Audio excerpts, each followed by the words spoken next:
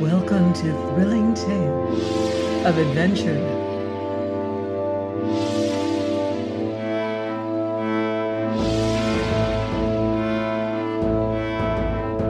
I'm Mordell, reading Martin Conisby's Vengeance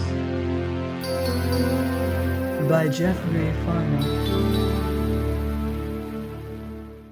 Chapter 3. How I Heard a Song That I Knew. I was early at work next morning, since now my mind was firm set on quitting the island at all hazards, thereby winning free of this woman once and for all. To this end I labored heartily, sparing myself no pains, and heedless of sweat and sun glare, very joyous to see my work go forward apace, and ere the sun was very high, my boat lay stripped of all the splintered timbers on the larboard side. My next care was to choose me such planks from my store of driftwood as by reason of shape and thickness should be best adapted to my purpose. And great plenty of wrought wood had I, and of all sorts, it having long been my wont to collect the best of such as drove ashore, and store it within those caves that opened on deliverance speech. Thus, after no great search, I had discovered all such planking as I needed, and forthwith began to convey it down to the boat. In the which labor the woman met me, I staggering under a load of my planks, and strutted along beside me, vastly supercilious and sneering. "Hold!" cried she, "he sweateth, he panteth purple o' the gills. And wherefore? To what end?" "To win free of two things do weary me." And these?" "This island and yourself." "So, do I then weary you, good Master Innocence?" "Mightily." "Bah! 'Tis because you be fool and no man." "Mayhap," said I, taking up my hammer. "Howbeit I do know this island for a prison, and you for an evil thing." Sighed she softly, "I have had men hanged for saying less." "So would I be quit of you as soon as may be," said I, fitting my first timber in place, while she watched me mighty disdainful. "So you would mend the boat, amigo mio, and sail away from the island and me?" "Yes." "God knoweth it."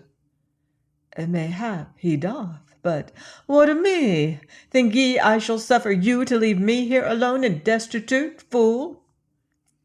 "The which is to be seen," said I, and having measured my plank and sought it to proper length, I began to rivet it to the frame, making such din with my hammer that she, unable to make herself heard, presently strode away in a fury, to my great content.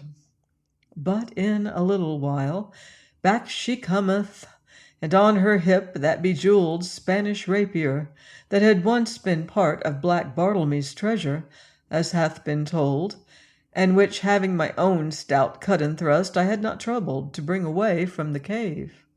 Whipping out the long blade then, she makes with it various passes in the air, very supple and dexterous, and would have me fight with her then and there. "So ho, fool!" cried she, brandishing her weapon. "You have a sword, I mind. Go, fetch it, and I will teach ye punto reverso, the staccato, the imbricato, and let use some of your sluggish English blood. Go, fetch the sword, I bid ye." But I, nothing heeding, she forthwith pricked me into the arm, whereupon I caught up a sizable timber in my defence, but found it avail me no whit against her skill and nimbleness, for thrice her blade leapt, and thrice I flinched to the sharp bite of her steel, until goaded thus, and what with her devilish mockery and my own helplessness, I felt a raging anger and hauled my timber full at her, the which, chancing to catch her upon an elbow, she let fall her sword, and clasping her hurt, fell suddenly a-weeping. Yet even so, betwixt her sobs and moans, she cursed and reviled me shamefully, and so at last she took herself off, sobbing woefully. This put me to no little perturbation and distress, lest I had harmed her more than I had meant, insomuch that I was greatly minded to follow her and see if this were so indeed. But in the end I went back to my boat and labored amain, for it seemed to me the sooner I was quit of her fellowship the better, lest she goad me into maiming or slaying her outright. Thus worked I, and despite the noon's heat, until the sun began to decline, and I was parched with thirst. But now, as I fitted the last of my timbers into place, the board slipped my nerveless grasp, and despite the heat, a sudden chill swept over me, as borne upon the stilly air came a voice, soft and rich and sweet, uplifted in song, and the words as these: There be two at the ford, at the main hang three more, dead men that swing all in a row. Here's fine dainty meat for the fishes to eat, black bardle me, ho.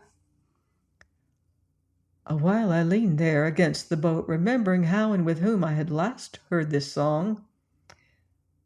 And then wheeling about, I caught my breath and stared as one that sees at last a long-desired, oft-prayed-for vision.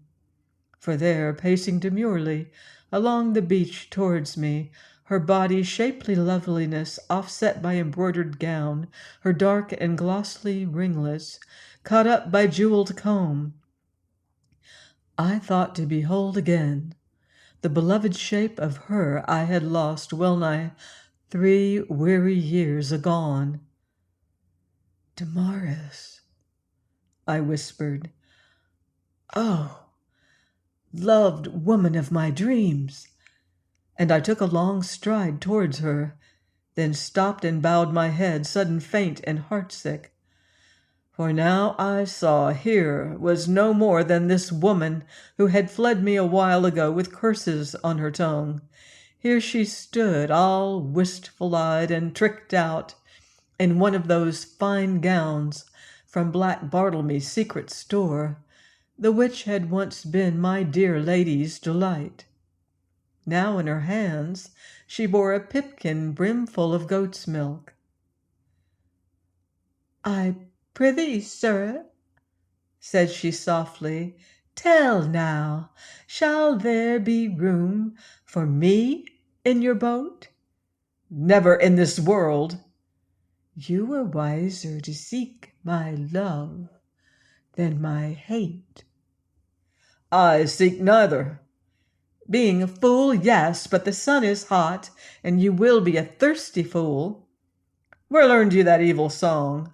In Tortuga, when I was a child. But come, drink, amigo mio, drink and you will. Whence had you that gown? You love me better thus, yes. Why, 'tis a pretty gown truly, though out of the fashion. But will you no drink? Now, as I have told, I was parched with thirst, and the spring some way off, so, taking the pipkin, I drained it at a draught, and muttering my thanks, handed it back to her.